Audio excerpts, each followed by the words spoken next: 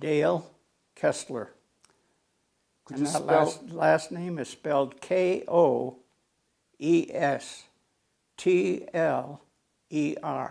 Koestler. Koestler. And is that German? Yeah, yeah. Okay. Yeah. Okay. What is your birthday, sir? 11/12/33. So you are young. I'm young. You are young. 87. Very good. And your face tells that. Yeah. Yeah. Where were you born? Kossuth, Kosuth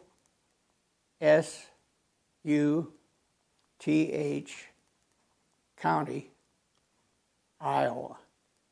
Iowa. I know that place. Lots of corns. Yes. Yes. And oats. And, Yes. And soybeans. Yes.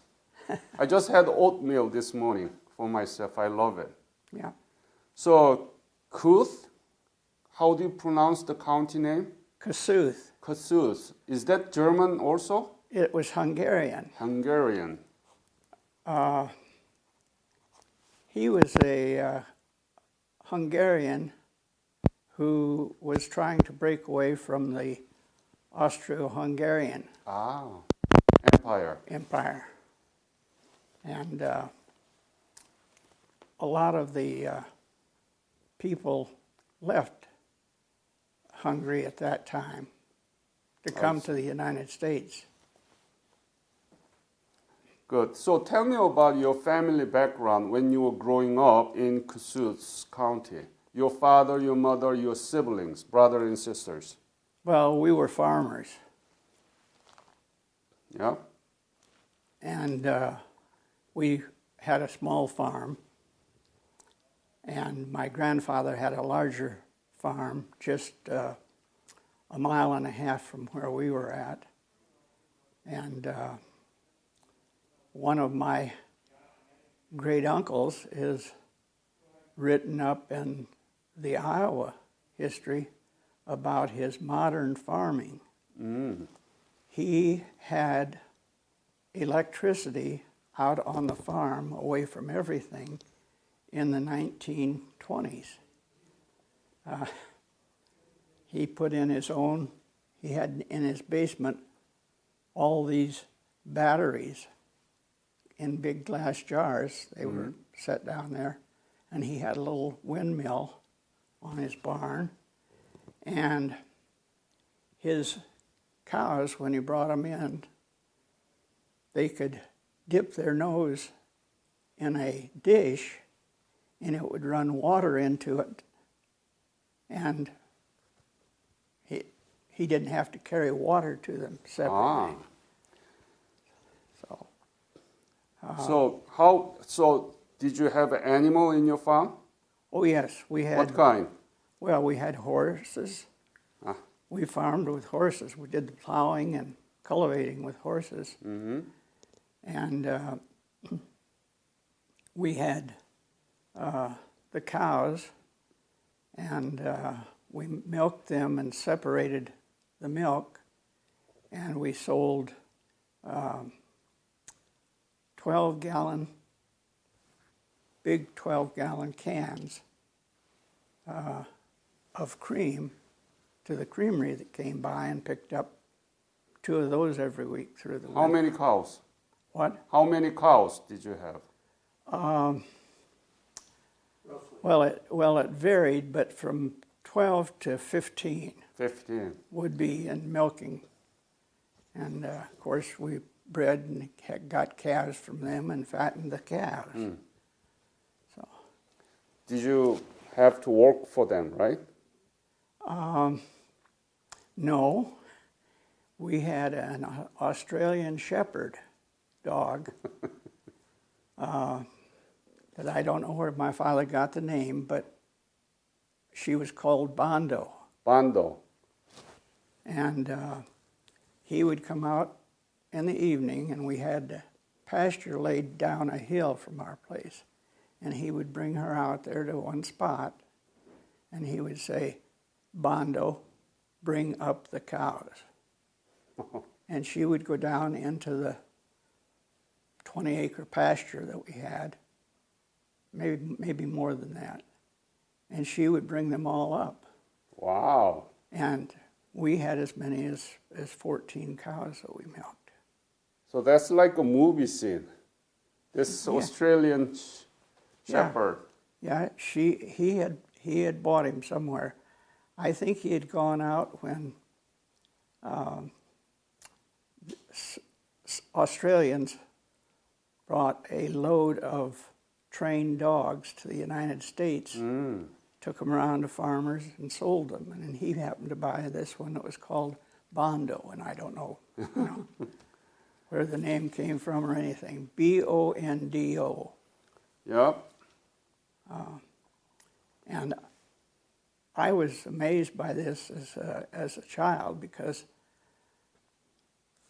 once in a while she would be 1 or 2 cows short.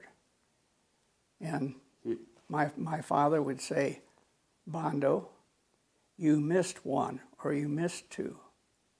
And she would take off. Pretty soon she'd have the last ones up there. Wow, that's amazing. Yeah, I mean, what you could train dogs to do, I was really amazed by that. So they recognize this human sentence. Oh yeah, she recognized those as commands for her, and so. So you don't have to do work. Huh? You don't have to work. Well, it reduced our work. Yeah, we still milked the cows by hand, and that was how I was tested by my father before I started milking 1 cow in the morning and 1 in the evening. He wanted me to take a hold of these 2 fingers, and he said, grip my fingers as tight as you can. He said, well, you're not very strong yet, but he said, I think you could probably take this particular cow and you could milk her. And You did? yeah, started milking a cow. Excellent. So we lived on the farm, and then when the Second World War began, we were asked to move because the lady that owned the actual farm, we were renters, we didn't own it. She had a son that would have been subject to the draft. And so we were asked to move off the farm in 1942. And so we moved off the farm, and my dad found work with a dairy farm, and we moved there to a little town, real little town, that was called Hayfield, Iowa. And Dad worked for a dairy farmer there on through the war. But why did the owner ask you to move out? Because if the farmer is not going to be, if her son is farmer, then he's not going to be drafted? He's not going to be drafted. There were draft exemptions for that, Farmers. for farmers. Huh. And we were asked to move off for him to move on. And I don't know how long he stayed on the farm. I know he was gone before the war was over, because I don't think he knew anything about farming. But being on a farm, he was draft exempt, right? Wow, that's interesting. So, when did you graduate high school? 51. 1951. What high school? Algona, Algona. Algona High School. And up to that moment, when you went through elementary, middle, and high school, did you learn anything about Korea? Did you know anything about Korea? Yes, I did. Wow. See? Because I was always curious about history and geography. And those were favorite subjects for me. And I remember the day that Pearl Harbor was bombed. And one of the interesting things is when it came on the radio in the afternoon, they kept saying Pearl Harbor and Manila in the Philippines. Why they say about Manila? They said it was being attacked as well. The attack was over in Pearl Harbor by that time in the afternoon, but they never said Hawaii. They just said Pearl Harbor. And it was 2 hours before anybody said in the Hawaiian Islands. I sat there and kept listening, and I got out my geography book and leafed through it and was looking for Pearl Harbor. No reference to Pearl Harbor, but it talked about the Hawaiian Islands. And as I said, it was a couple hours before Hawaii was mentioned at all. Well, then I could locate it in my geography book. Excellent. I was in 4th grade, I think. I'd started school when I was 5. I think that was my mother's plot to get me out of the house. So your mom saved from the hard work? No, not really. I always had chores when I came home in the evening. The first thing I did was I shelled corn with a hand crank sheller. Then I carried that down to the chicken house, and I would put it out in the boxes in front of the chickens, and they would come out of the hens would come out of their nests, and then you could pick up the eggs without getting your hands pecked.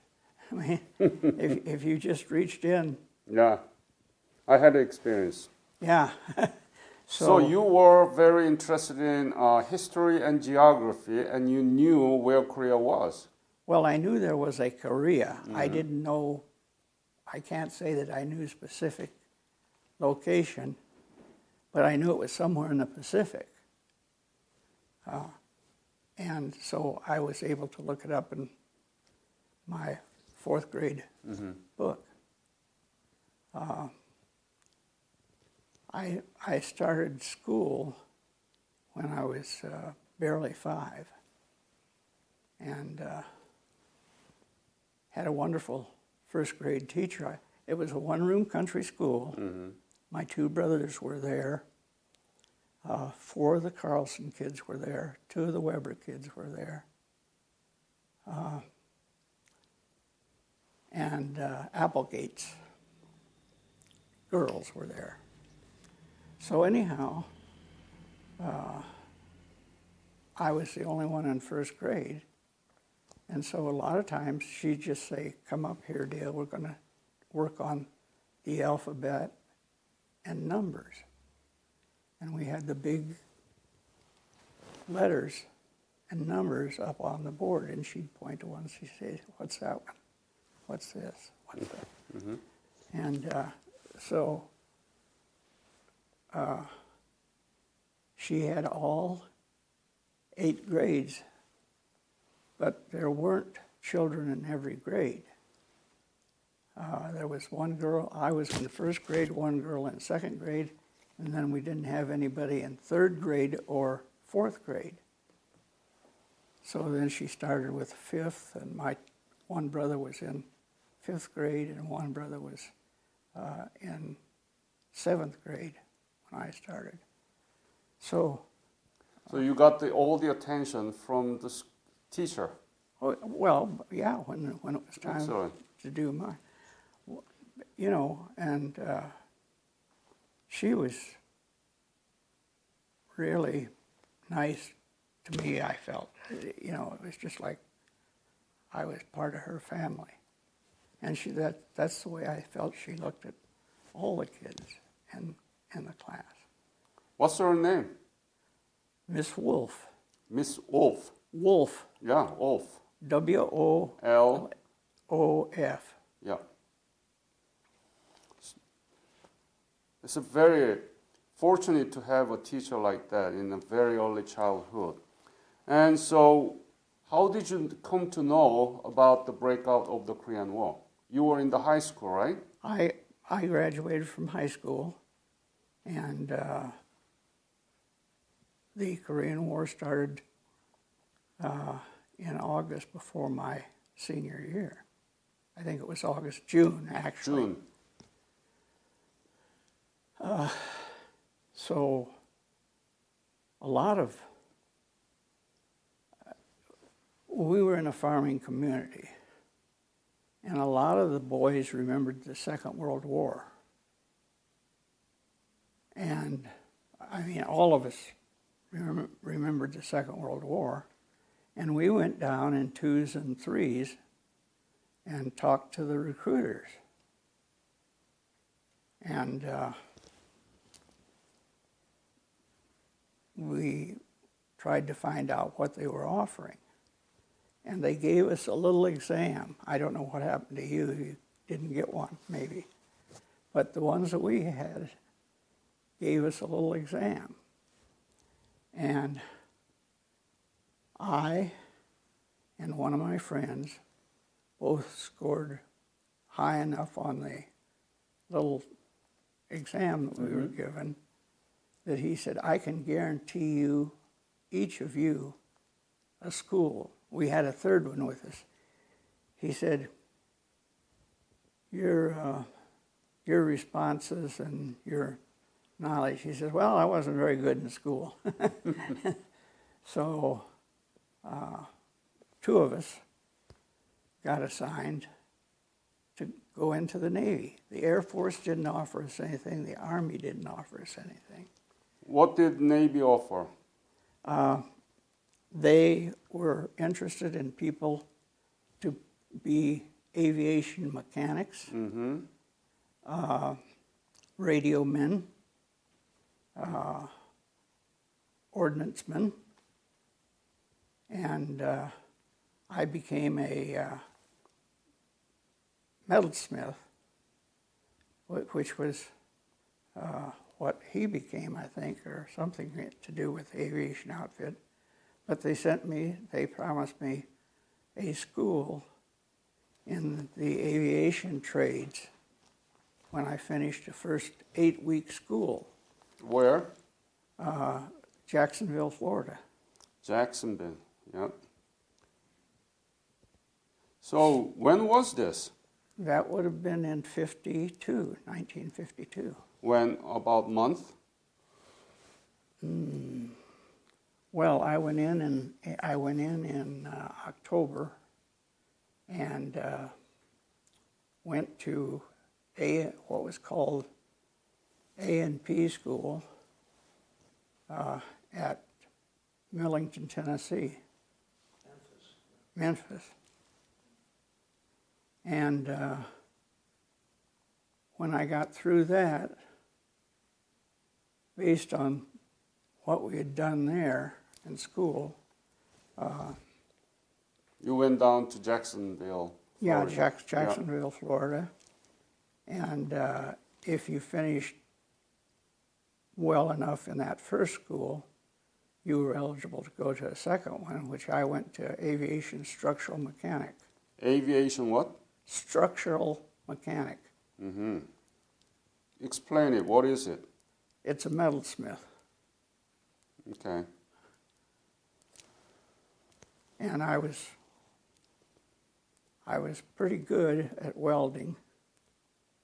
And so when they came around assigning, they had people from various squadrons who came in, and like if I were your students, you might say to them, he did very well in welding and hydraulics, and then the squadron, if they were looking for people in those trades, would say, yeah, we'll take him. Mm-hmm. And so we had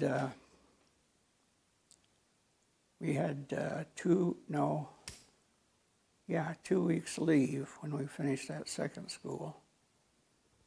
And then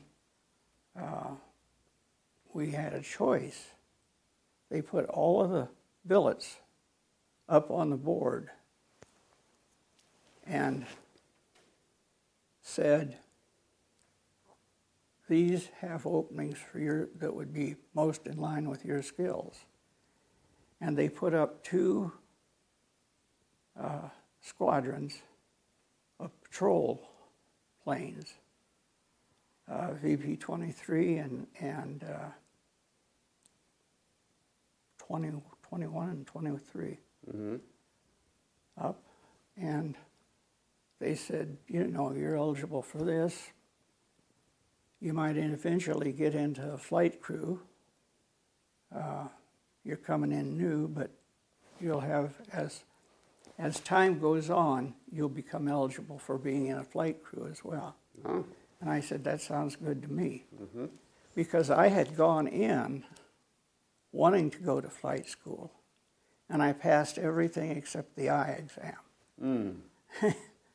And later on, when I got into flight crew,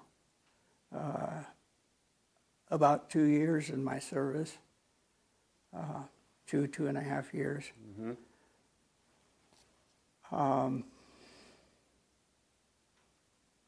I got into flight crew because we had an opening in taking care of the structural situation on the plane. I see. Did you actually go to Korea? No, I did not. You did not. So I was the squadron that I chose, and I didn't know where it was initially, was Brunswick, Maine. But I chose it because of learning more about the planes and also the possibility of getting into flight crew, which they gave us extra money for if you were in flight crew. That's good. So at the time it was $50 when I first went into flight crew. So that's an extra $50 on top of your regular salary. Yeah. How much was it? Regular salary? Well, let's see. I was third class by then.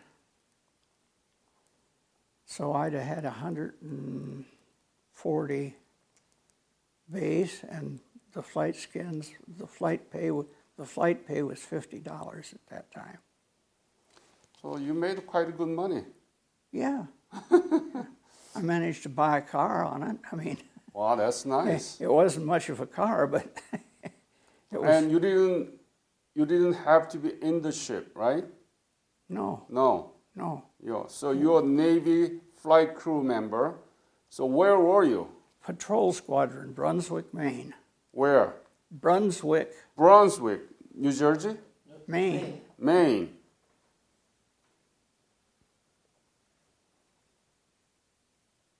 And there was a patrol squadron.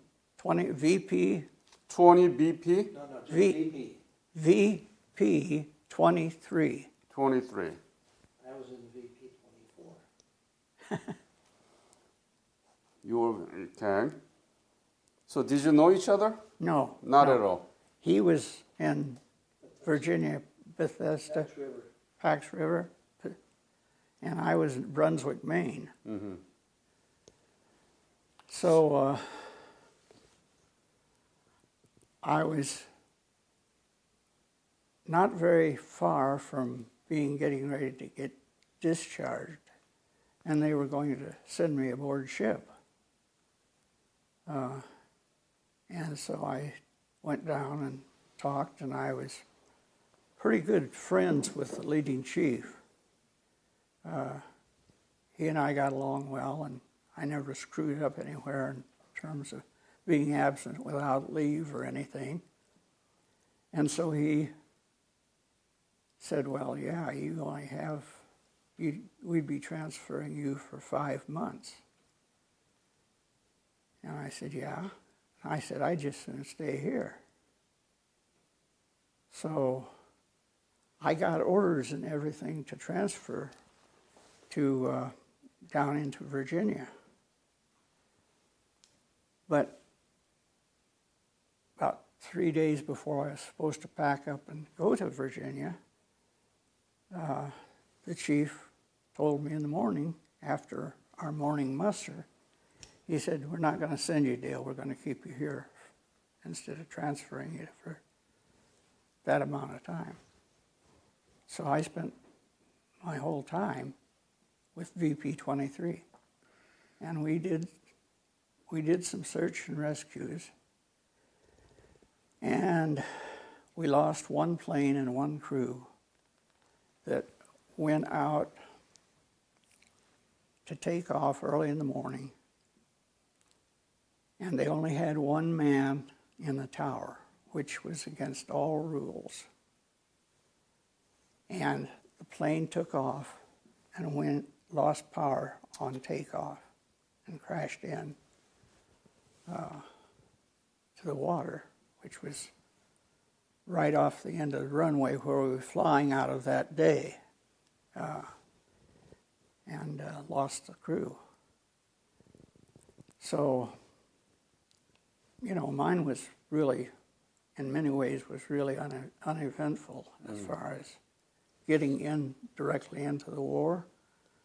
I was willing to pick and choose where, I was allowed to pick and choose. You had control about your life, yeah. And so that was my contribution. I was there. If they had wanted to send me to Korea, and they sent some patrol squadrons to Korea. Yeah. But mine, the number didn't come up, and I didn't have anything to do with it one way or the other. That's right. So I was there to serve my country. Yes. However they wanted to use me. Mm-hmm. Did you hear anything about the Korean Wars from your people while you were serving there? Yes. What do they tell you about it? We heard about the bad winters, the Chosin Reservoir invasion, and the killing of American troops without cause. I mean, we got that feedback in our squadron. And of course, our superior enlisted personnel told us about it, the Navy chiefs and first-class petty officers. And a lot of them were career, but they had served in the Second World War as well. Yep. We had one who was in our squadron who had been a tail gunner on the B-17s. And, you know, we talked with him with interest in what that was like. And, of course, we had some incidents with our planes at times. We lost all the hydraulics one time. We had one side mount down, and the other one wouldn't come down and lock in place. And we were about ready to go in, and I was responsible for hydraulics on the plane. And I said, the hydraulic fluid is low. And they said, what can you do about it? I said, well, we've got a couple of extra gallon of hydraulic fluid on the plane. And so I said, we can put that in and take one more shot at getting that landing gear down. And I said, if we don't, then we probably would have to do a crash landing with one wheel down and locked in place, and the other one just kind of flopping in the wind out there. And so we did that, and we managed to crank it down and land, but it took a while to get that through the system and out to where we could use it. And I shut off some other valves so it would go out to that mount. It was the right-hand mount on the plane, didn't go all the way down. So that's your contribution, major contribution. Well, yeah, I guess it's, So you are Korean War era veteran, yes. and what do you know about Korea now? Do you know anything about Korea? I know it is a miracle country. Tell me, please, what do you know? It went from being basically an agricultural country that was abused over the years by both China and Japan for centuries. And both of them wanted the fish out of the Sea of Japan and out of the, can't say it right now, West Sea, Yellow Sea. Western side. Yeah. And I knew that they had been subject to them to one or the other, Japan or China, for centuries. And that once they were set free to do their thing, they have become one of the top economies of the world. And it's just basically in turning the people loose to work and to learn and go to work. And of course, I see some similarities with us with the virus at present. We aren't letting people do what our people want to do. And that's a big place that we're, in my view, screwing up. What are those? What are those that...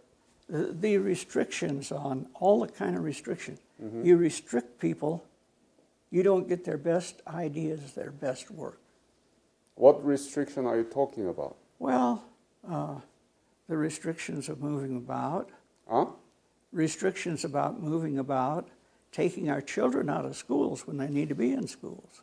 I think that's a big mistake, personally. The little kids don't seem to be subject to it through about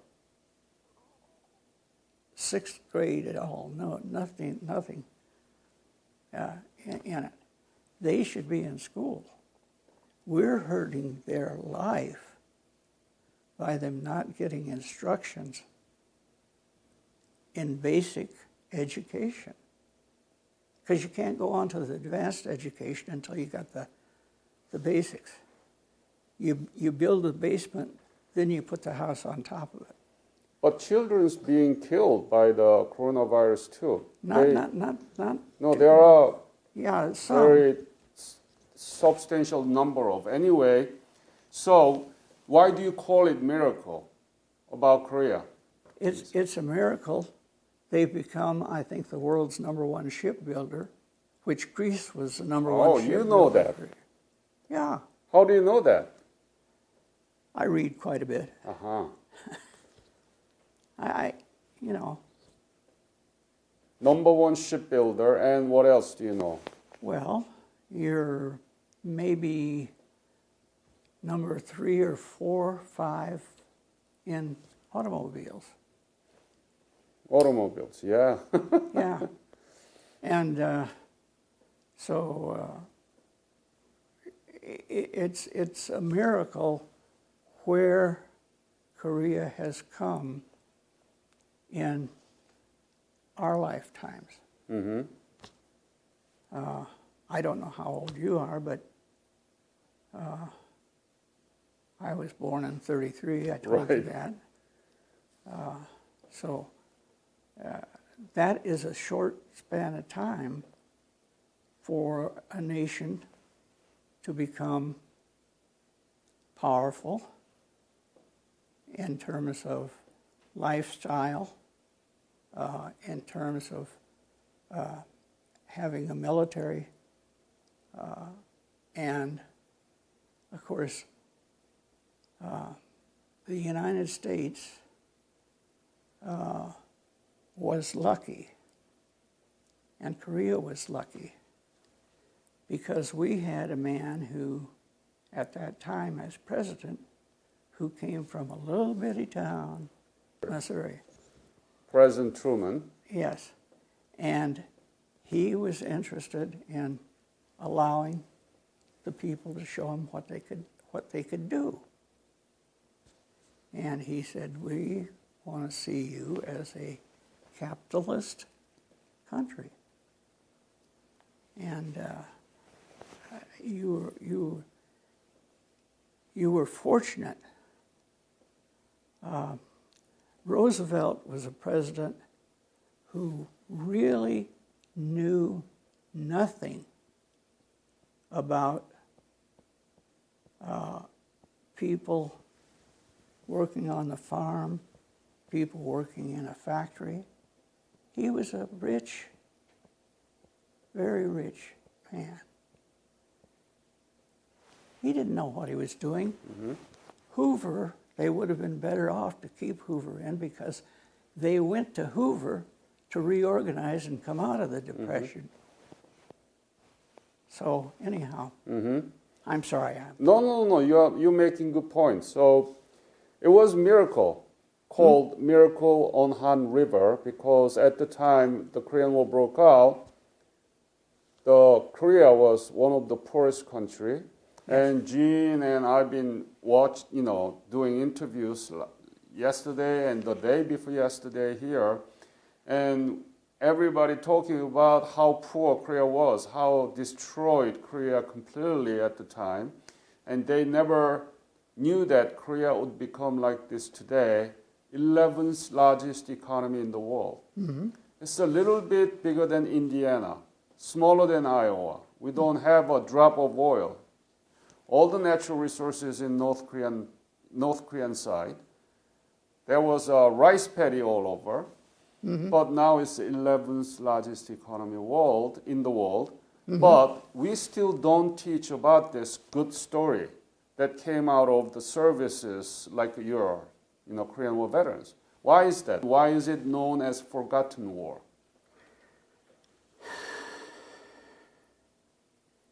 Well, for you and the Koreans, it was a big war. And it was a big war because after we made the demarcation and said, we're going to keep it marked off. We're going to give South Korea a chance to develop and see what they do. And they took the offer and ran with it. And so we have an important country,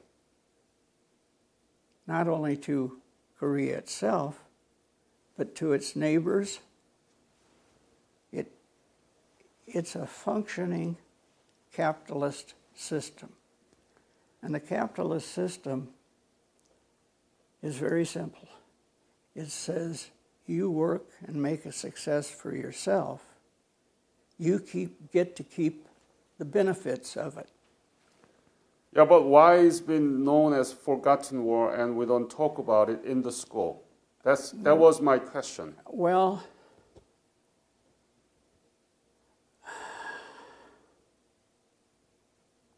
I guess the world size, even at its best, Korea is going to be judged as less than a major size country. Mm-hmm. I'm small. I weighed 100 pounds when I got out of high school. I only weighed 100 pounds when I got out of high school. Almost didn't get in the Navy because I didn't weigh enough. I mean, the guy looked at the scale and he said, step off and step on again. So,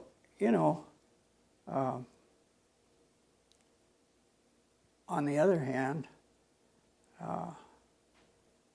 I could be rather decisive. I had a large boy stole my sled one time in school. Took it down the hill, and I ran right along beside him. And when he started to roll off, I picked up my sled and hit him twice with it. Nobody had ever seen that done. And he was 2 grades ahead of me in school, and he started to get up, and I said, you try and get up and get my sled, you're going to get hit again. He decided that wasn't what he wanted to do. So Korea has done it through its industrialization. Mm-hmm. And I think that's what it amounts to. It's very important. As I said, you took over the shipbuilding of the world from Greece. They don't do any shipbuilding. And we have instances of minor things being the thing that made it a success. And Herbert Hoover, I know a lot about him, or I know quite a bit about him. Don't know a lot, really. But he was orphaned at the age of 3. Mm-hmm. Bounced around between relatives. Got one who said, yeah, he'd pay for college if he could do it, and he went to Stanford and became the biggest mining engineer in the world. Mm-hmm. But it was the fact that he was given an opportunity and he took it. And Korea was given an opportunity and they took it. Yep. So nobody really imagined that Korea would become like this day 11th largest economy in the world, No. one of the most substantive democracies in East Asia when they left from Korea from their service. So that is the legacy of the Korean War and your Korean War veterans. And that's why we are doing this, so that they know, the young children know about what happened in 1950. And now the Republic of Korea is one of the closest allies to the United States, dealing with all these superpowers, power competitions in East Asia. Do you have any message to the Korean people who are commemorating 70th anniversary of the breakout of the Korean War, which has not been replaced by the peace treaty? What would you say to the Korean people? Well, I first of all, I'd say keep it up. Mm-hmm. Yeah. Yeah. And do it for yourselves. Don't let somebody come in with big ideas that don't have any basis for their big ideas. Mm. I mean, the communist thing is that we know everything, you don't have to know anything. And that's false to the whole idea of education and independence. You've probably gotten all you're going to get from me. Great message, great message. Is there any other episode you want to tell us about your service? Were there any dangerous moment during your service so that you could be killed? Well, anytime you took off in the plane, you could get killed. I mean, Yep, actually true. we had other incidents where we had minor things. We had where we couldn't get the bomb bay doors closed one time. That was on the old 4-engine plane. But that wasn't anything big thing because they were just like a garage door that opened up that way up the sides. And we just landed and repaired it and went on. But if you had been out there going through the bomb bay at the time that occurred, it could have been pretty bad because we never wore our chutes in the plane.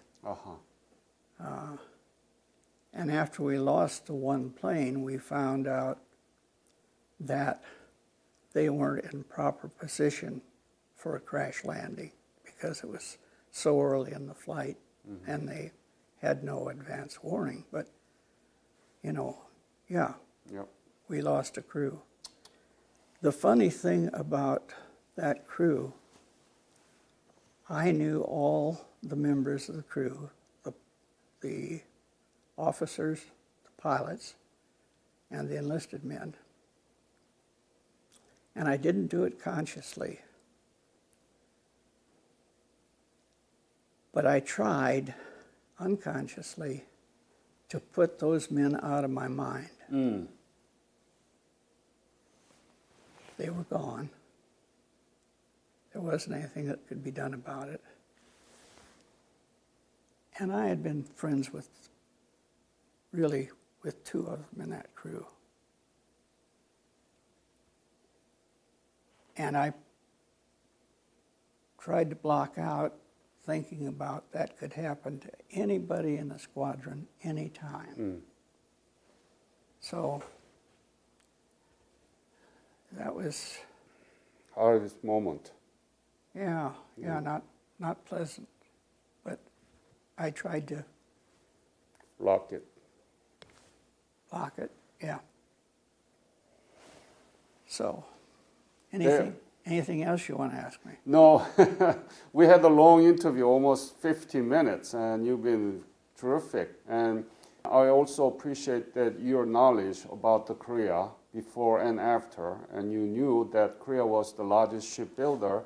Used to be, now Chinese are chasing up, and they try to chase it, but I think South Korea is getting back to the number one in shipbuilding. So I really appreciate this interview and thank you for your service. And on behalf of Korean Nation, we thank you for your service. Thank you, sir.